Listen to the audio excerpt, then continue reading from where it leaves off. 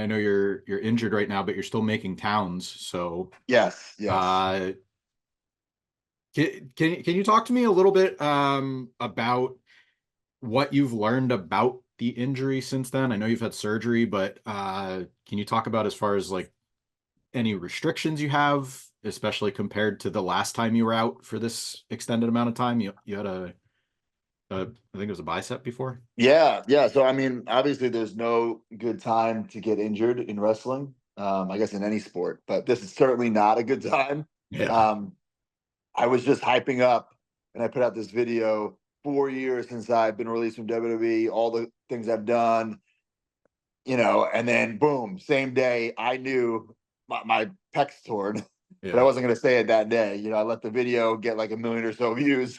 And then I said, oh, by the way, tore my pec. And even that, just clotheslining someone over the top rope, shit happens, right? I felt it Hmm. right away. Um, and then I was hoping, I didn't need surgery, but I did. And fast forward, it's been 2 weeks.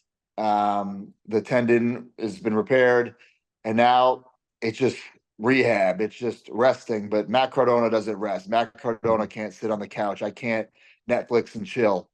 So the first 48 hours after I got surgery, instead of relaxing and sleeping and eating junk food, I did eat some junk food, but I was just on my email, on my phone, on my calendar, calling all these promoters, switching around my schedule because in wrestling, especially independent wrestling, it's so hard to gain momentum, but it's Hmm. even harder to get it back after you lose it. And I wasn't just going to take 3, 4, 5, 6 months off. No way. So I'm still going to be making towns. I'm not going to be wrestling. So as far as limitations, like I can't wrestle. Hmm. That's pretty much it. But I don't think people come to see Matt Cardona have a wrestling match. I think they come to see Matt Cardona, to see the entrance, to see the promo, to flip me off, and then go buy my merchandise. Yeah. Sure. Can I wrestle? Yes, but that's the extra. You Hmm. know. Yeah. No, I'm glad you're having fun with it, all things considered, because right after I heard it, I think Sean Ross Sapp reported it from Of course Fightful. he did. Of course he did. Hey, when you're healed up, you guys can have a match. I don't know. Feels Right. like he's been teasing that. But Yeah. as soon as I heard that, obviously the first thing is I feel terrible because you're on this great run. But then I was like, you're probably not gonna miss much time at all. Like I didn't expect you to stay home, like because kind of how you treated the first injury. Like you were still out there making towns, like selling merch, like keeping yourself out there. You didn't sit home and do nothing. So, uh, was there at any point, and this was another funny part. Steph Delander did an interview and she was like, uh, you guys weren't together at the same event, but she was like, yeah, she heard from you and said, I'm injured, but then didn't hear from you for an hour. And she even like texted Chelsea and she's like, is he joking right now? Because you went and sold merch. Like, was Yeah. it right? Like, what was this a case of you already knew something was like really screwed up and you couldn't do anything about it at the time? Or like, did you consult anybody on site as far as should I go get looked at immediately, or do I have time to sort of fulfill the agreement or the to finish meeting the fans and doing that stuff before you go and do it? Yeah, so this was at Reality of Wrestling, which, by the way, has a great setup, great facility. I was blown away. It was almost like a mini performance center. Hmm. But I was the main event, duh. And like I said, clothesline the guy over the top rope. I'm not a doctor, and I've never torn my pec before, but I'm like, holy shit, I just tore my pec. Hmm. I felt it right away. We finished the match right away.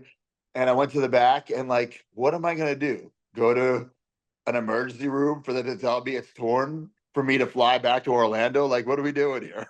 Hmm. You know what I'm saying? And there was a line of fans, and like, I don't want to say everyone in the building, but a good portion of the fans of the building came to meet me. And I wasn't gonna just leave them hanging. And I didn't contractually have to. You know what I'm Hmm. saying? That wasn't part of the deal. Yeah. Like I didn't owe them anything in the sense that, I didn't like take money from people, but I owed it to them as supporters, as fans. Mhm. So this isn't like a Barry Horowitz pat myself on the back moment, but it's the right thing to do, Mhm. you know? And I feel like anyone should have done that in that situation. Listen, if I needed like emergency surgery, different story, right? Let's not, you know, Yeah. my arm wasn't like hanging off. You know, I didn't need, you know what I'm saying? This is something that was going to be done in a couple days. So it's like, there's no reason for me to go to the hospital right now. Yeah. Let's meet the fans. Let's make some money, but let's create some memories for these people and a connection. Because you know, I always tell people when independent wrestlers they ask me for advice, I say the connection with the audience is the most important thing. You know, Mhm. and some of these people, I'm sure they saw I was injured. Like I was screaming afterwards, like backstage. I'm sure they heard it. You know, I was just screaming to Mhm. myself, like "fuck, fuck," because I knew. You know, this wasn't anyone's fault. Shit happens in wrestling, right? It ain't ballet. Mhm. But I think it was pretty obvious I was in pain. Like I could barely sign because I was using my right arm, which is what I tore my right pec. So I think, even if I made one lifelong fan out of that, it's worth it. Yeah. Yeah. It, the other thing that I kind of thought of was Cody in Hell in the Cell. It was kind of like, well, I'm not going to do anything worse to it, so I might as well, Right. you know, like now you just have to gear up for your own like leave the memories alone video when you come back. Right. And that's another thing too, is like, poor Cody, with that injury and everything he overcame. But he's ruined it for everyone with torn pecs after, because unless your pec looks as bad as Cody's or worse, you can't be posting that on social media. You know what I'm Yeah. saying? So like, yes, of course I had like bad bruising down my arm on my pec, but I'm like, I can't even post this because it's nothing compared to Cody. So it's like, Yeah. let's not even post a photo until I'm getting surgery, until I'm in until I got the gown on and everything. Because what's the Hmm. point? Yeah. Yeah. And I talked to Brian yesterday we were promoting TNA Under Siege, and I asked because they said he wasn't cleared to wrestle, and he said it was a similar situation to you, but more or less wait and see because he was waiting for the bruising to come to, if there was bruising the next day, it would have been much worse. Thankfully, he didn't have as severe of an injury, but it kind of goes to show like three similar injuries, and it's three different cases where Cody was the extreme with all the bruising. You have a little bit less bruising, but obviously needed surgery. And then, Brian's pretty much just rehab and taking care of it. But, on another light note, you posted the caption this picture, which popped a lot of people. Do you have a favorite response to that Oh God. picture? I mean, listen, it looks pretty gross right now. I'm sure it'll subside. I don't have a favorite one, but some of them are really, really good. Yeah. It's one of those pictures where I knew like this is the kind of stuff that blows up on social media, right? Like, let me just post this, and instead of me, like, if I put a dirty caption on, it might be taken the wrong way. I'm like, how about this? Hmm. Caption this, you guys, what do you think it looks like? And I Yeah. think I think you can tell what it looks like if you looked at it. Jordan Grace, I'll give her credit. I think She had some good, and she didn't she had stop. She some. just kept coming. And the funny thing is like, to your point, it's like I want to say something back, and it's like, wait, if I do it, maybe it's a little weird, but she does it and it like blows up, and it's like, like you get the intended reaction. So, Exactly. uh, And also, it's just more interaction. Because people are just leaving their comments. Because mhm, what do you think it looks like? And then they're yeah. they're making up all these crazy ideas. Well, hopefully, the recovery goes well for you, and back sooner than you expect, and healthy. But I do want to talk a little bit about GCW before we get out of here. GCW is at the Egypt Shrine Center tomorrow. It's, as we're recording, it's Thursday. They'll be here Friday, May 3rd in Tampa tomorrow night. Uh, your tenure in GCW has been really fun to watch because I think when you first arrived, it was like, oh, nobody, maybe nobody thought you were going to be as ingrained in GCW events as you've become, especially winning the title, the Deathmatch King, like so many things have come out of that. Did you originally expect to have such a lengthy run? And did you expect the GCW audience to embrace you as much as they did? The original run, the original agreement is 3 shows. One, I lay out Nick Gage. Two, the death match with Nick Gage. And three, I lose the title. But after that first night where I laid out Nick Gage, I knew, holy shit, like we have something. And not just me and GCW, but me, like this is what I need for my career. And then that death match, I don't think anybody, myself included, expected that match to create the buzz that it did.